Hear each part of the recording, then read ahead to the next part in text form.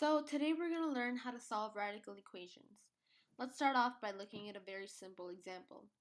You're going to want to solve this the way you would solve any regular linear equation. And if you want to see our video on linear equations, you can check that out on our website. But coming back to solving this radical equation, we're going to start off by getting rid of the 6 at the front of the equation. And to do that, we have to cancel it out from this side and do whatever we did there on the other side of the equation.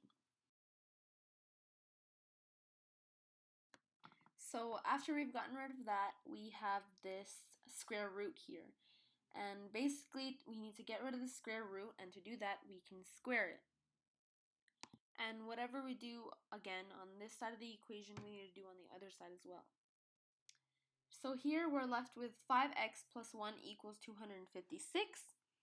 And to continue solving this, we're going to get rid of the 1. So we're going to subtract the 1 from both sides of the equations. What we're left with here is 5x equals 255, and the only thing that's left to do to solve this equation is to divide by 5 on both sides to get the value of x. Now you try solving this equation by yourself. Do it the same way we just solved the last one. Pause the video while you try and solve it and come back when you think you've got it. Let's try solving this equation now. The first thing you're going to do is divide 1.2. Do that on both sides of the equation.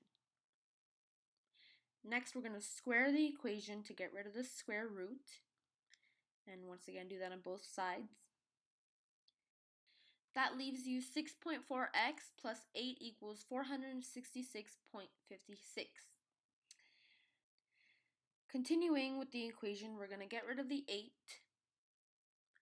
by subtracting it on both sides, which leaves us with 6.4x equals 458.56. And we're going to divide it by 6.4 on both sides of the equation.